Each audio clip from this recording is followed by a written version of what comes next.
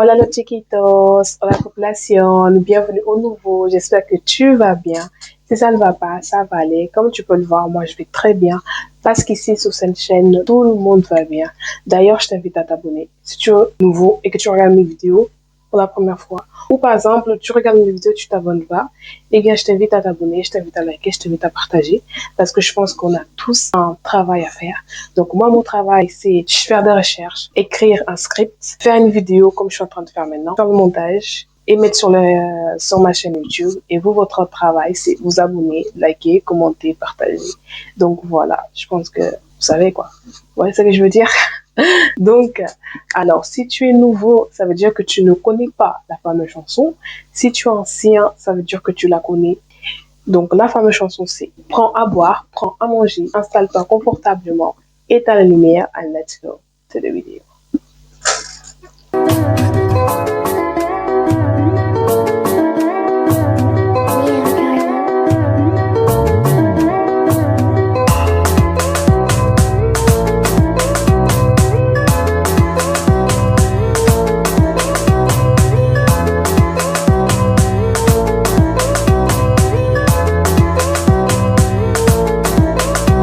Alors, pour cette histoire, j'ai décidé de ne pas me mettre dans la place d'aucun protagoniste.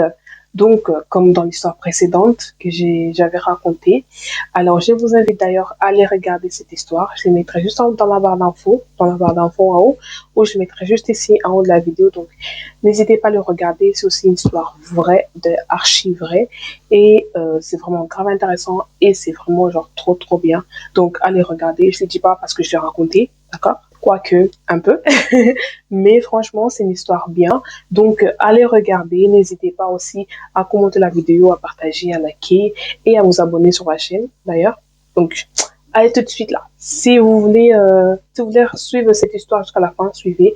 Mais si vous voulez aussi regarder la vidéo, n'hésitez pas juste à cliquer en haut. Voilà. Donc, pour cette histoire, je vais mettre dans la peau d'un protagoniste parce que franchement, je n'aimerais pas être à leur place. Voilà. C'est grave chaud comme histoire, donc j'aimerais pas du tout être dans leur place. Voilà. Si l'un de mes proches me fait ça, ou que je découvre l'un de mes proches derrière un truc comme ça, et je vous jure sur ma vie que je vais le pardonner, c'est sûr, mais franchement, il sera plus dans ma vie. Voilà. Ça, c'est clair et net. Donc voilà, cette histoire se déroule en RDC, encore une fois, et dans une province. Donc, il s'agit de l'histoire d'une dame qui s'est mariée 3 fois et qui a eu 6 enfants, donc 6 filles. Alors, elle a eu des mariages vraiment très dans les règles, c'est-à-dire dans les règles de la culture africaine, donc de la culture de Kinshasa, voilà, selon les tribus et tout ça. Cette dame, elle n'est pas restée longtemps avec ses maris parce qu'elle a divorcé en fait avec chacun d'eux. Elle a eu vraiment des mariages, voilà, des mariages où toute la famille était là, des grands mariages, tout le monde était présent, tout le monde était content, voilà, vraiment des mariages d'autres présentations. Enfin, vous voyez quoi, comment ça se déroule les mariages africains. Les mariages africains, tu vois, comme ça se déroule. Les mariages africains, ça s'est vraiment déroulé comme ça, tu vois. Genre, elle était vraiment contente de ses mariages, c'est passé très bien. Et je pense que chaque fois qu'elle se mariait, elle était dans l'espoir, voilà, je vais mourir avec mon mari jusqu'à la fin. Mais malheureusement, ça s'est pas déroulé comme ça parce qu'en fait, à chaque fois, elle divorçait avec ces maris-là. Et avec son premier mari, elle a eu 3 enfants, donc des filles. Avec son deuxième mari, elle a eu 2 enfants. Et son troisième mari, elle a eu qu'un seul enfant. Donc, au total, comme je vous l'avais dit, elle a eu 6 enfants et ces enfants, c'était que des filles. Elle n'a jamais eu de garçons. Donc, voilà, elle avait ses filles, c'était ses princesses, ses perles, ses protégées. Enfin, vous voyez quoi, comme les darons, ils sont avec leurs enfants. Donc, au fur et à mesure, le temps va passer, ces filles vont faire des grandes études. Voilà, elles vont faire des grandes études, elles vont grandir. Voilà, quoi, elles vont trouver, après leurs études, elles vont trouver des bons postes. Quand tu regardes les filles, tu dis, voilà des filles qui ont réussi leurs études, voilà des filles qui ont eu des diplômes, voilà des filles qui ont réussi leur vie. Donc, tout va bien dans leur... Donc, après, au fil du temps, vous savez, quand on grandit, voilà, on a d'autres objectifs de se marier, fonder une famille, enfin, dans la plupart des cas, mais c'est incroyable aujourd'hui, les motos, là, vous pouvez pas rouler pendant la journée, en fait. En gros, vous voyez, quand on se marie, quand on grandit, on a des objectifs, c'est-à-dire, enfin, dans la plupart des cas, j'ai pas dit tout le monde, hein, parce que c'est pas tout le monde qui voit le mariage comme une finalité, mais dans la plupart des cas, les personnes veulent fonder une famille, trouver une personne avec qui ils vont se marier pour fonder une famille. Donc, ces filles, ils étaient aussi dans cette optique-là, c'est-à-dire grandir, fonder une famille et avoir des enfants. Donc, voilà. Et leur mère leur avait dit que pour qu'elles puissent quitter la maison parentale, donc la maison familiale dans laquelle elles vivaient avec leur mère, elles étaient obligées de se marier, tout à fait normal, comme dans les familles africaines, c'est toujours comme ça. Tant que tu es une fille, tu ne peux pas quitter la famille de tes parents sans être mariée. Donc voilà, jusqu'à là, on comprend très bien. Donc voilà, jusqu'à là, arrive un moment où les filles, bah, elles vont se dire, bah, écoutez, les filles vont se dire entre elles, bah, écoutez, les filles, chaque fois on a des copains et tout, normalement, voilà, notre mère ne s'oppose pas, des trucs comme ça et tout. Là, franchement, il serait temps qu'on se pose. Voilà, il serait temps qu'on se pose, qu'on présente à notre mère une personne vraiment, voilà, une personne sérieuse et tout, avec qui on va se poser et tout.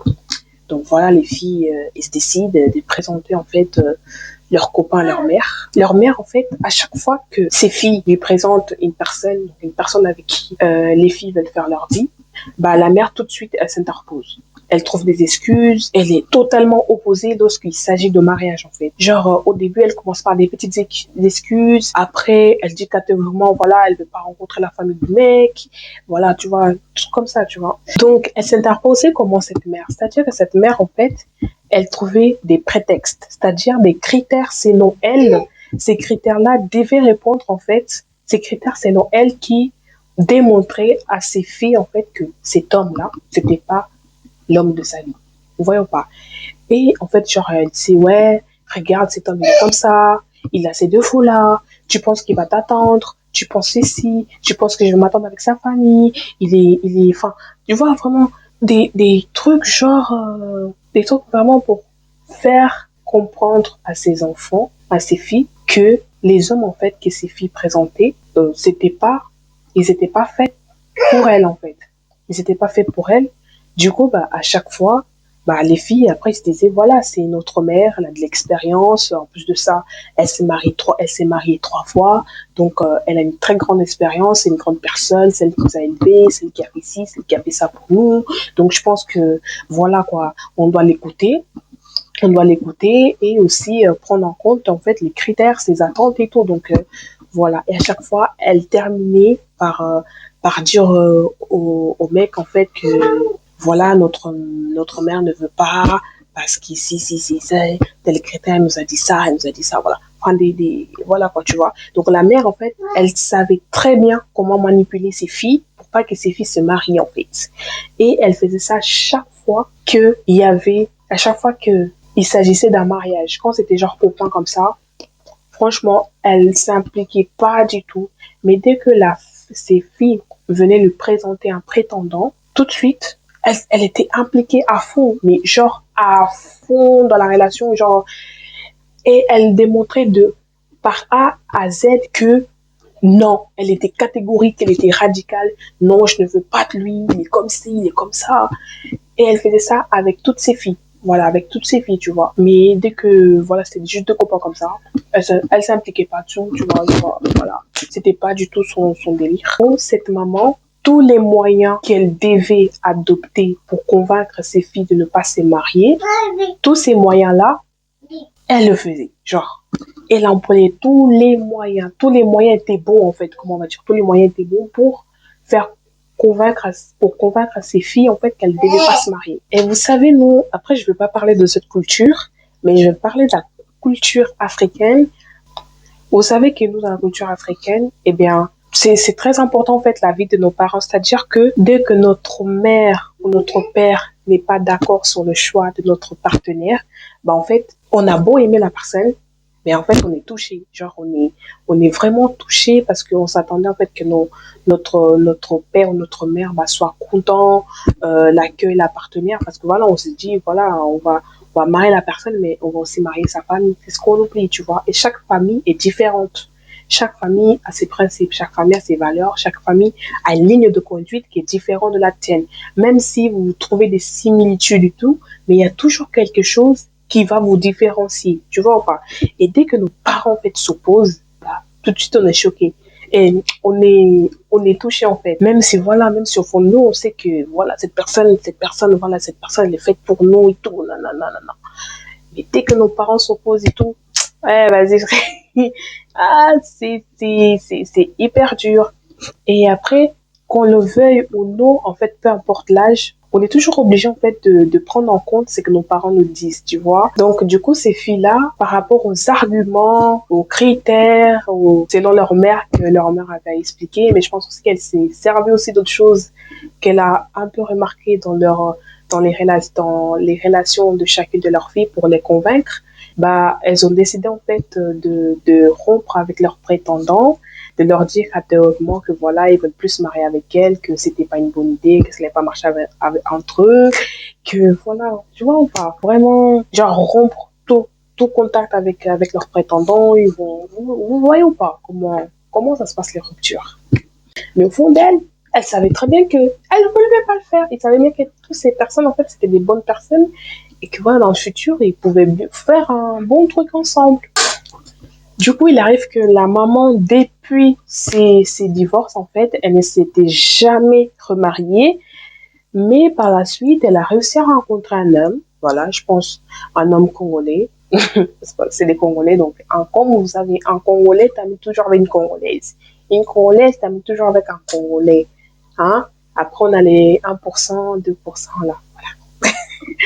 Donc voilà, ce monsieur a demandé leur maman, la main de leur maman, donc leur maman s'est mariée. Et vous savez, dans la communauté congolaise, comment c'est, je vais parler de ma communauté, parce que les communautés, je ne sais pas comment ça se passe, elles ont commencé à parler. Il y a eu des murmures. C'est-à-dire que les gens, pour eux, c'était bizarre. Comment ça se fait que ces filles-là, qui ont un bon boulot, ils ont fait des belles études, ils ont leur diplôme, voilà, des filles vraiment qui ont terminé leurs études, en plus elles sont jeunes, comment ça se fait que ces filles-là n'arrivent pas à se marier, mais leur maman, qui a eu le temps de faire sa vie, de se marier 3 fois, de les avoir à cet âge-là, un âge bien avancé, elle arrive à se marier, mais pourtant ses propres filles n'arrivent pas à se marier. Donc les gens, ils ont commencé à parler, ils ont commencé à voir ça bizarre. Parce qu'au début, voilà, les gens ils se disaient, ouais, c'est normal, c'est une maman, elle s'oppose au mariage de ses enfants, peut-être que ses enfants font beaucoup de mauvais choix, elles ne savent pas où elles s'embarquent, mais c'est bizarre, tu vois ou pas? C'est bizarre. Les gens, ils ont commencé à voir ça, les choses bizarres, tu vois. Donc, il y a eu des murmures par ici, par là et tout. Voilà, enfin, c'est bizarre, tu vois. Comment ça se fait dans cette famille? Au début, on comprend, mais après, on comprend plus.